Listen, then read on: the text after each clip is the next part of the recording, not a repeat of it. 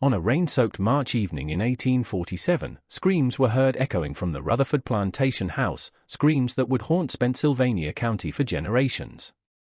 A gentleman's poker game between tobacco planters ended in a wager so unthinkable, so morally devastating, that local authorities buried every related document for over a century. The stakes weren't money or land. They were human lives. When the final card was revealed, the consequences would ripple through Virginia's most powerful families, leaving behind a trail of mysterious deaths, financial ruin, and a conspiracy of silence reaching the highest levels of state government. Before we continue with the story of the Rutherford estate and the game that destroyed everything, before we dive deeper into this disturbing tale from Virginia's darkest chapter, make sure to subscribe to our channel for more shocking historical mysteries. Let us know in the comments what state or city you're listening from. We love connecting with fellow history lovers who aren't afraid of the darker truths. What happened that night would forever change how the wealthy plantation families of Spotsylvania County viewed each other and, more importantly, how they viewed themselves. In 1847, Spotsylvania County stood as one of Virginia's most prosperous tobacco regions, where vast plantations stretched along the Rappahannock River like green kingdoms ruled by men who believed their wealth made them untouchable. The soil, enriched by decades of careful cultivation, produced some of the finest tobacco leaves in the American South, filling the coffers of families whose names appeared on bank charters, railroad companies, and political appointments throughout the Commonwealth. The Rutherford plantation, known locally as Thorngate Manor, commanded over 3,000 acres of this prime land. Colonel Harrison Rutherford had inherited the estate from his father along with nearly 200 enslaved workers whose labor had built the family fortune over 3 generations. The main house, an imposing Georgian mansion with towering white columns and expansive verandas, sat atop a gentle hill overlooking tobacco fields that stretched toward the horizon like an endless sea of green. Harrison Rutherford was 43 years old in the spring of 1847. His success had been measured not just in acres and profit, but in his ability to maintain the delicate social networks that kept Virginia's plantation aristocracy functioning. He served on the county board, held shares in the Richmond and Rappahannock Railroad, and his opinions on tobacco prices could influence markets as far north as New York. But perhaps most importantly to Harrison, he was the father of Margaret Rutherford, 18 years old and considered by many the most beautiful young woman in 3 counties. Margaret possessed the refined education expected of a planter's daughter. She spoke French, played piano with remarkable skill, and could discuss literature with a sophistication that made her a sought-after guest at social gatherings throughout central Virginia. Her dark auburn hair and intelligent green eyes had already attracted marriage proposals from the sons of prominent families, though Harrison had been selective about which suitors he would even allow to call upon her. The Rutherford household also included Caesar Wellington, a man whose very existence challenged every assumption about slavery in antebellum Virginia. Caesar was 35 years old, born on the plantation, and had learned to read and write despite laws prohibiting such education for enslaved people. More remarkably, Caesar had developed an extraordinary talent for mathematics and what we might now call financial analysis. Harrison had discovered this ability years earlier and, in a decision that scandalized some neighbors, had begun using Caesar to help manage the plantation's books and even advise on investment decisions. This arrangement had proven incredibly profitable for Harrison, but it had also created something unprecedented in their social order, a master who had come to depend intellectually on a man he legally owned. Caesar lived in better conditions than most enslaved people, occupying a small but comfortable room in the main house rather than the quarters. Harrison often found himself seeking Caesar's counsel on matters that extended far beyond plantation management. The other key players in our story were Harrison's regular poker companions, men whose weekly games had become legendary among Spotsylvania County's elite. There was Judge Cornelius Petton, whose family had helped write Virginia's state constitution and whose legal decisions carried weight throughout the Commonwealth. Dr. Samuel Fitzgerald owned the largest plantation adjacent to Harrison's and served as the informal physician to most wealthy families in the area. Finally, there was Marcus Bogard, a newer addition to their circle who had moved to Virginia from Charleston after inheriting significant holdings and whose reputation for high-stakes gambling was matched only by his skill at reading people's weaknesses. These 4 men had been meeting every Thursday evening for over 2 years, playing poker in Harrison's study while consuming the finest bourbon and cigars available. The stakes had gradually increased over time, moving from modest wagers of a few dollars to games where hundreds, sometimes thousands of dollars changed hands in a single evening. But money, they all understood, was merely the surface of their real competition. These games were about power, about testing each other's resolve, about the psychological warfare that successful men wage among themselves. The social dynamics of 1847 Virginia created a perfect storm for what was about to unfold. The state's economy was showing signs of strain as tobacco prices fluctuated and Northern criticism of slavery intensified. Many plantation owners were quietly concerned about their long-term financial stability, though admitting such concerns publicly would have been social suicide. There was also growing tension about the expansion of slavery into new territories, with political debates that threatened to tear apart the very foundations of Southern society. The evening of March 18, 1847, began like any other Thursday at Thorngate Manor. Rain had been falling steadily since morning, creating a rhythmic drumbeat against the tall windows of Harrison's study. The room itself embodied everything about Virginia plantation luxury: mahogany furniture that gleamed in the lamplight, leather-bound books lining the walls, and a marble fireplace where seasoned oak logs crackled and hissed, casting dancing shadows across the Persian rug. Caesar had prepared the room as usual, arranging the poker table with its green felt surface, placing fresh decks of cards at Harrison's right hand, and ensuring crystal decanters of bourbon and brandy were filled and ready. The enslaved man moved through these preparations with quiet efficiency, but those who knew him well might have noticed something different that evening: a tension in his movements, a way his eyes lingered on certain objects. Judge Petton arrived first, shaking rain from his coat while complaining about the condition of the roads. At 62, he was the eldest of their group, a man whose legal mind had helped shape Virginia's response to various constitutional challenges over 2 decades. His presence at these games served as a sort of informal blessing. If Cornelius Petton was willing to gamble with you, it meant you had truly arrived in Virginia society. Dr. Fitzgerald came next, carrying his medical bag as always, since calls could come at any hour when dealing with the health needs of hundreds across multiple plantations. Samuel was known for his conservative play style and his ability to read physical tells in other players, skills that served him well both at the poker table and in diagnosing illnesses.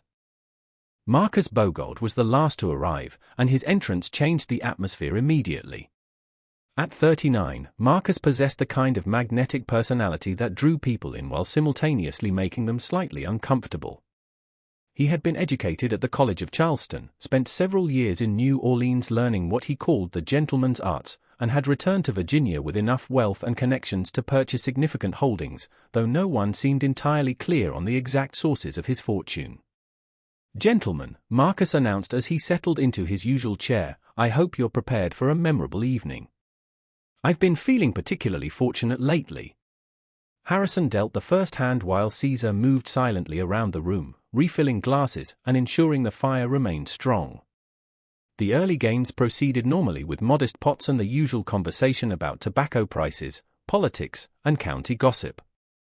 But as the evening progressed and the bourbon began to take effect, something shifted in the room's dynamic. Marcus had been losing steadily for the first 2 hours, and those who knew his temperament recognized signs of his growing frustration. He began making larger bets, trying to recover his losses through increasingly aggressive play. Judge Petton folded early from most hands, content to watch the drama unfold. Dr. Fitzgerald maintained his conservative approach, winning small pots consistently but avoiding major confrontations. Harrison found himself holding unusually strong hands throughout the evening, and his confidence grew with each winning pot. By 10 o'clock, he was ahead by nearly $800, a substantial sum representing several months of income for most Virginia families. It was then that Marcus made a suggestion that would forever change their lives.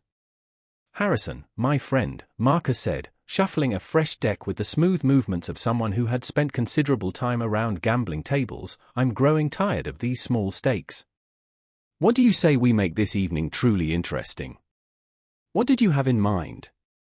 Harrison asked, though something in Marcus' tone made Caesar pause in his movement. "I propose we play one final hand. Winner takes everything on the table. Plus," Marcus paused, letting the silence build tension, "plus something more valuable than money." Judge Petton leaned forward. Marcus, what exactly are you suggesting? I'm suggesting that we each put up something that truly matters to us. Something that would make this game memorable. Marcus' eyes glittered in the lamplight. I'll put up my Charleston properties, the rice plantation and the house on East Bay Street, worth over $15,000. The room fell silent except for the sound of rain and the crackling fire. $15,000 was an enormous sum, enough to buy a substantial plantation or fund a small railroad. Dr. Fitzgerald shook his head. Marcus, that's far beyond what any of us can match. Oh, but that's where you're wrong, Samuel, Marcus replied. Each of you has something worth that much or more. You just haven't been thinking creatively enough. Harrison felt a strange excitement building in his chest. The bourbon, combined with his evening of successful play, had filled him with a sense of invincibility. What did you have in mind, Marcus? Judge Petton could put up his legal practice and all the associated political connections. Dr. Fitzgerald could wager his medical practice and his plantation. And you, Harrison? Marcus' smile grew wider, though it never reached his eyes. You could put up the thing that's truly most valuable to you, which would be your daughter's hand in marriage. The words hung in the air like smoke from the fireplace. Caesar, who had been refilling the brandy decanter, froze completely. Judge Petton's face went pale while Dr. Fitzgerald gasped audibly. Harrison's first instinct was to laugh, to dismiss the suggestion as the bourbon talking. But something about the way Marcus was looking at him, something about the challenge implicit in the suggestion, made him pause. In the social hierarchy of 1847 Virginia, a man's ability to control his family's destiny was considered a measure of his power. To refuse might be seen as weakness. Marcus, Judge Petton said carefully, you're suggesting something that goes far beyond gambling. A young woman's life shouldn't be wagered like property. Isn't it? Marcus asked. Don't we already arrange marriages based on financial and social considerations? At least this way, the decision would be made by skill rather than backroom negotiations. Harrison found himself actually considering the proposal, though a rational part of his mind screamed warnings. Margaret was indeed his most precious possession. Beautiful, intelligent, and destined for a marriage that would strengthen the Rutherford family's position. But she was also 18, and Harrison had ultimate legal authority over her future. The law was clear, fathers had the right to arrange their daughters' marriages. And if I were to agree to such terms, Harrison heard himself saying, what would you put up to match such a stake? Marcus leaned back, and for a moment his mask of southern gentility slipped entirely. What showed underneath was something harder, more calculating. I would put up Caesar. The room erupted. Judge Petton stood up so quickly his chair nearly toppled. Dr. Fitzgerald began to protest, but Marcus raised his hand for silence. Think about it logically, gentlemen. Caesar represents a significant financial asset, perhaps Harrison's most valuable single piece of property after the land itself. More importantly, Caesar possesses skills and knowledge that make him irreplaceable. Harrison depends on him in ways that go far beyond normal master-slave relationships. Losing Caesar would be devastating. Harrison stared at Marcus, realizing the man had been observing their household dynamic far more carefully than anyone had suspected. It was true. Caesar had become indispensable. But there was something else in Marcus' proposal, something that made Harrison's blood run cold even as it excited him. By wagering Caesar, Marcus was essentially offering to give Harrison permanent ownership over another human being's exceptional abilities. If Harrison won, he would not only keep his daughter but also gain complete control over Marcus' legal claim to Caesar. Caesar himself stood motionless near the brandy table, his face carefully neutral, but his hands trembling slightly as he gripped the crystal decanter. Everyone understood they were discussing his fate as if he were an object. Gentlemen, Harrison said finally, his voice steadier than he felt, I believe we have the makings of a truly historic game. The decision to proceed created an atmosphere of tension so thick that even the crackling fire seemed muted. Judge Petton attempted one final protest, arguing that no game of chance should determine the fate of innocent lives.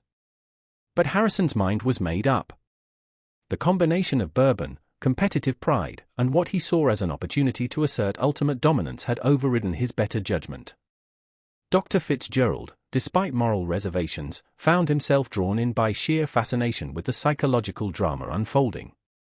Marcus began shuffling with elaborate precision, his movements almost hypnotic. 5-card stud, he announced. One hand, winner takes all. Are we in agreement on the terms? Harrison nodded, though his mouth had gone dry. If I win, I keep Margaret and gain ownership of Caesar. If you win, you gain the right to marry Margaret and I retain ownership of Caesar. Precisely, Marcus confirmed. Though I should mention one additional detail. Caesar will deal the cards. This suggestion sent another shock through the room. Having an enslaved person deal for a game with such stakes was virtually unheard of. But Marcus' reasoning was characteristically manipulative. Who better to ensure fairness than someone whose own fate hangs in the balance? Caesar has every incentive to deal honestly. Caesar's hands were visibly shaking as he took the deck from Marcus. The irony was not lost on anyone. The man whose life was being wagered would determine the outcome. As Caesar moved to the head of the table, Harrison noticed something in his eyes he had never seen before, not fear exactly, but a kind of cold calculation. The cards were dealt with agonizing slowness. Caesar's movements were precise and deliberate. Harrison studied his face for any sign of manipulation, but Caesar's expression remained carefully neutral. Harrison's first card, dealt face down, was the 10 of hearts. His face-up card was the King of Spades, a strong start. Marcus received the Jack of Diamonds face-up. The second round gave Harrison the King of Hearts, a pair of kings showing. Marcus received the Queen of Diamonds, giving him a potential straight draw. Pair of kings bets, Caesar announced, his voice barely above a whisper. Harrison pushed $500 into the pot. Marcus matched without hesitation. The third face-up card changed everything. Harrison received the 10 of spades, giving him 2 pair, kings and tens. A very strong hand.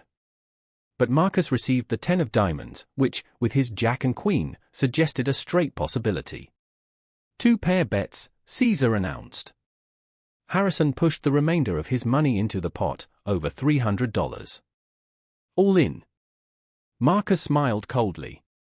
Call. The final face-up card sealed both men's fates. Harrison received the King of Clubs, giving him a full house, kings over tens. An extraordinarily strong hand. He felt a surge of triumph. But Marcus received the 9 of diamonds. With the Jack, Queen, and 10 already showing, plus the 9, Marcus now had 4 cards to a straight flush. If his whole card was either the 8 or King of Diamonds, he would have an unbeatable hand. The room fell completely silent. Gentlemen, Caesar said, his voice cutting through the silence, it's time to reveal the whole cards. Harrison flipped his 10 of hearts, confirming his full house. Kings over tens. Marcus reached for his whole card with agonizing slowness. His fingers seemed to tremble as he lifted and turned it over. The 8 of diamonds. Marcus had a straight flush, 8, 9, 10, Jack, and Queen of diamonds. Only a royal flush beats a straight flush. The silence that followed was profound, the silence of a world fundamentally changing. Harrison stared at the cards as if they might rearrange themselves. He had wagered his daughter's future on the turn of a single card, and he had lost. Marcus's voice, when it finally broke the silence, was soft but carried absolute authority. Gentlemen, I believe we have a winner. In the hours that followed, the true magnitude began to sink in like poison. Harrison sat motionless long after the others had departed, staring at the cards. The fire had burned to embers, casting the room in an eerie red glow. Caesar remained standing near the window. While he had technically been wagered and lost, the legal realities meant Marcus now owned him, but practical realities meant he was still physically present. The transfer would require documents. Until then, he existed in limbo. Master Harrison, Caesar said finally, using the formal address their private conversations had long abandoned, what are you going to tell Miss Margaret? Harrison looked up, and Caesar was shocked to see tears streaming down his face. I don't know, he whispered. How do you tell your daughter you've gambled away her future to a man she's never met socially? The legal implications were staggering. Under Virginia law, Harrison had absolute authority over Margaret's marriage until she turned 21. His agreement was binding, assuming witnesses confirmed the terms. Judge Petton and Dr. Fitzgerald had been present, their reputations made them unimpeachable. But the social implications were more devastating. Word would spread, and the scandal would destroy not just Harrison's reputation but potentially everyone involved. The idea that a father would gamble with his daughter's life challenged fundamental assumptions. Marcus had departed with a quietly satisfied air, promising to return the next day to discuss arrangements. He had shaken Harrison's hand with seeming sympathy, but there had been something triumphant in his eyes. As dawn broke, Harrison finally forced himself to leave the study and confront explaining to Margaret. He found her in the morning room reading poetry. "Papa, you look terrible. Were you up all night?" Harrison sat down, studying her face. "Margaret," he began, then stopped. "Papa, you're frightening me. What's wrong?" He took a deep breath and explained. As he spoke, he watched her expression change from confusion to disbelief to cold fury. When he finished, Margaret sat in silence for minutes. Sunlight illuminated her auburn hair like fire. "Let me understand this," she said finally, her voice deadly calm. "You wagered my future marriage against the ownership of Caesar, and you lost." The hand was strong. "Margaret. The odds." "I don't care about the odds, Papa." Her voice cut like a blade. "You had no right." Harrison tried to explain legal realities and social customs, but even as he spoke, he realized how hollow it sounded. Margaret stood, her breakfast untouched. "When is Master Bogard coming to claim his prize?" The coldness in her voice made Harrison wince. "This afternoon. We need to discuss arrangements." "The practical arrangements." Margaret repeated. "How thoughtful of you both." She left without another word. Marcus Bogard arrived at precisely 2 o'clock that afternoon, dressed finely and accompanied by a lawyer from Richmond named Silas Crawford, who carried a satchel of legal documents. "Harrison, my dear friend," Marcus began, settling into the same chair. "I hope you've had time to process our new arrangement."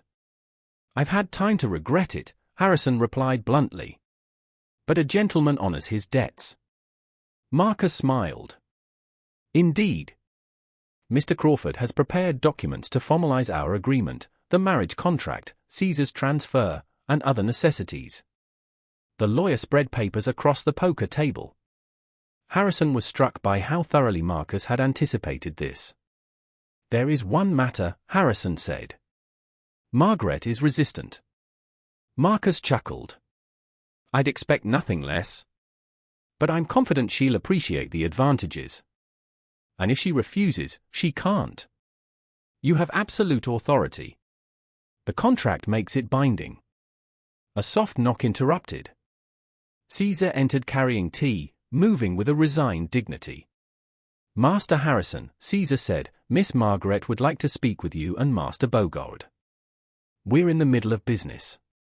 She said this business concerns her directly and she has a right to be heard." Marcus looked intrigued. "By all means."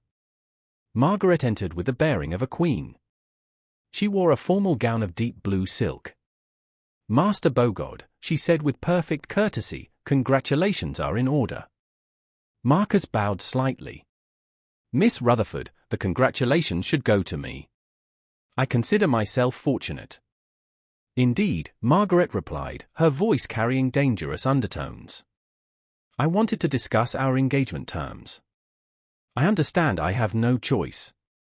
Papa's gambling debt has made me a prize, much like Caesar. But I want you to understand what kind of wife you're acquiring." Marcus leaned forward. "Please enlighten me." "I will honor legal obligations. I will marry you. I will live in your house. But," her voice dropped to a whisper, "I will never willingly share your bed. I will never bear your children. I will spend every day making you regret that poker table." You may own me legally, but you will never possess me. The silence was profound. Marcus' composure cracked, revealing genuine anger. Miss Rutherford, you misunderstand a wife's duties. Oh, I understand, Margaret said. An unhappy wife can make life very unpleasant. Just when we thought we'd seen it all, the horror intensifies. If this story gives you chills, share it. Hit like to support our content and subscribe to never miss stories like this. Let's discover what happens next. The confrontation was interrupted by an unexpected visitor, Judge Peaton's carriage. The elderly jurist entered without announcement, his face grave, carrying an official document. Harrison, Marcus, he said grimly, we have a problem. Judge Peaton's arrival changed the atmosphere entirely. He held up a writ bearing the seal of Virginia. This arrived at my office 2 hours ago. A formal inquiry from the Attorney General's office into irregular gambling activities involving human property and coercive marriage contracts. Marcus went pale. How could they know? Because someone reported it. Someone present last night. All eyes turned to Caesar. You, Harrison whispered. You reported this. Caesar met his gaze directly. Master Harrison, you taught me to read and write, about business and law. Did you think I wouldn't understand the legal implications? Marcus jumped up. You treacherous. Master Bogard, Caesar interrupted calmly, Virginia law still protects enslaved people from assault, especially with witnesses. Judge Peaton sank into a chair. Caesar, what exactly did you report? I reported that 4 prominent gentlemen wagered human lives. I provided detailed descriptions and testimony about the coercive marriage contract. The lawyer began frantically shuffling papers. This could invalidate everything. Margaret interjected smoothly. Which it did. Caesar, you brilliant man. Harrison stared in shock. But why? You could face punishment. I realized something last night, Caesar said. I was tired of being property. Tired of being wagered like livestock. If I was going to be punished for speaking truth, I'd make sure the truth was worth it. He walked to the room's center. While you focused on cards and bourbon, I thought about Miss Margaret's future and my own. This game represented everything wrong with our society. Marcus paced like a caged animal. This is insane. The game was between gentlemen. Gentlemen who treated human beings as gambling stakes, Judge Peaton said grimly. Your report could destroy us all. Caesar produced a folded document. There's more. This morning, I sent letters to 3 newspaper editors. The story will be published tomorrow. The silence was absolute. Newspaper coverage would make it public throughout the South. You destroyed us, Dr. Fitzgerald whispered. No, Caesar replied calmly. You destroyed yourselves. I documented it. Margaret stood beside him. Caesar, how did you know how to do this? You weren't the only one receiving an education. While Master Harrison taught me finances, I learned about law, politics, and information power. I've corresponded with Richmond abolitionists for over a year. Caesar's strategy was brilliant. By reporting to authorities, he created a legal situation impossible to resolve quietly. By involving newspapers, he ensured any suppression attempt would become another scandal. Harrison looked around, realizing his attempt to demonstrate power had triggered a chain of events threatening everything he'd built. There's more, Judge Peaton continued. The Attorney General is considering broader charges: human trafficking, coercive contracts, conspiracy. These are criminal charges that could mean prison. Caesar walked to the window. The most ironic part? You taught me everything I needed to bring you down. You educated me, trusted me with secrets, treated me almost like an equal. Then you wagered me like a prize bull. Dr. Fitzgerald finally spoke. Cornelius, surely there's a way to resolve this quietly. That's the problem, Judge Peaton replied. Because we're respected, it will receive extraordinary scrutiny. The Attorney General can't be seen protecting planters who shock public conscience. Marcus turned to Caesar. What do you want? Money? Freedom. Master Bogard, you still don't understand. I didn't report to negotiate. I reported because it was a crime. I want justice. The word *justice* hung like an indictment. Caesar had turned the very laws that oppressed him into instruments of protection. Besides, Caesar continued, it's too late. The letters are sent. The investigation has begun. By tomorrow, everyone will know. The damage is done. Margaret moved closer, tears of gratitude in her eyes. Caesar, you saved me. You would have saved yourself, Miss Margaret. I just provided legal assistance. The documents now seemed like evidence of crimes. Marcus reached for the marriage contract, but Judge Peaton stopped him. Don't touch anything. Those are evidence now. What happens now? Harrison asked. We wait for investigators, Judge Peaton said. They'll interview each of us, examine documents, gather evidence. It could take weeks or months. Meanwhile, all agreements are suspended. Margaret cannot be forced into marriage.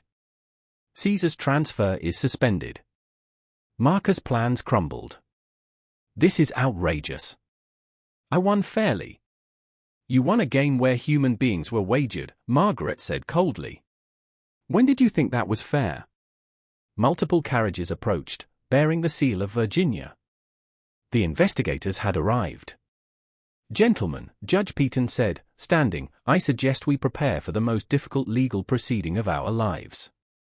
The investigation became legendary.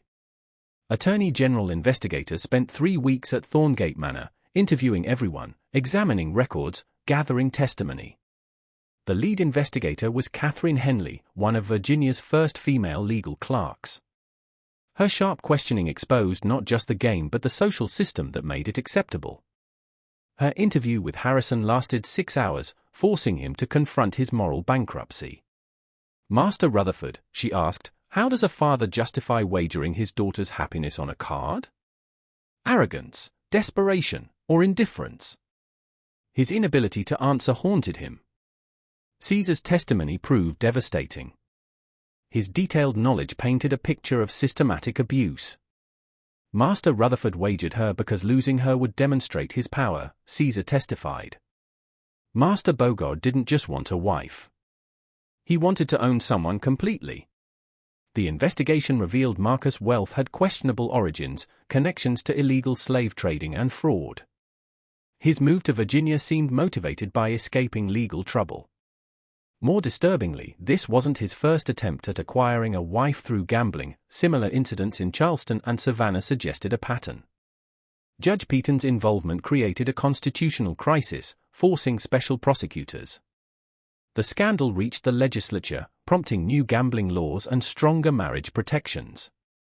The judge's fall was tragic. His legal career had been distinguished by progressive positions. His participation was seen as a betrayal. Dr. Fitzgerald cooperated fully in exchange for reduced charges. His testimony corroborated Caesar's account. His cooperation came at personal cost, his medical practice suffered, his reputation never fully recovered. Newspaper coverage was damaging. Editorials examined slavery, patriarchal authority, and moral corruption. The Richmond Inquirer asked, if gentlemen can wager human lives like horse races, what does that say about our society's moral foundation? The final resolution came in spring 1848. Marcus Bogard was convicted of conspiracy to commit human trafficking and sentenced to 10 years. He died in prison 3 years later. Harrison avoided criminal charges but faced severe civil penalties. He paid enormous legal fees, lost political appointments, and his reputation was destroyed. Business partnerships dissolved. The financial impact was devastating. Legal costs forced land sales. The plantation shrank from 200 enslaved workers to fewer than 50 by 1850. Judge Peaton resigned in disgrace, died in 1852 reportedly of a heart attack from stress.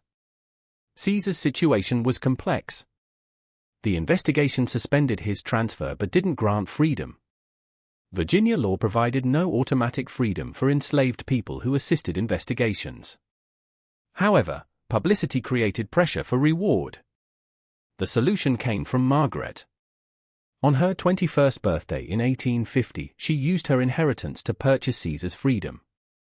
The transaction was public, covered by newspapers. Margaret's decision was seen as final rejection of her father's values. Margaret never married, becoming one of Virginia's first female property owners and a women's rights advocate. Her partnership with Caesar continued. They established successful business ventures. The poker game became a whispered cautionary tale for generations. The Rutherford plantation never recovered. Harrison died in 1863, a broken man estranged from his daughter. The study was sealed after his death. Later owners reported strange acoustics, sounds like cards shuffling and heated conversation.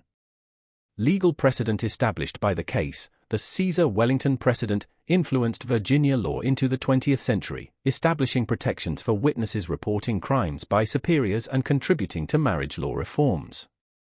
Documents from the game, including the original cards, were donated to the Virginia Historical Society. A final twist emerged in 1865 when Caesar Wellington published a best-selling memoir, From Property to Person Star. He revealed he had manipulated the deal to ensure Marcus' victory, having recognized that a Harrison win would doom both himself and Margaret. I realized that night, Caesar wrote, that sometimes justice requires helping evil defeat itself. By ensuring Master Bogold won, I created a situation so morally outrageous it couldn't be ignored. Sometimes the only way to escape a trap is to make the trap so obvious others must acknowledge it exists. This mystery shows that even in oppressive societies, individuals can find ways to demand justice. Power structures that seemed solid in 1847 Virginia proved vulnerable to speaking truth. What do you think? Was everything revealed, or are secrets still buried in Pennsylvania county archives? Comment below. If you enjoyed this, subscribe, hit the notification bell, and share with mystery lovers. History's darkness holds more secrets. See you next video.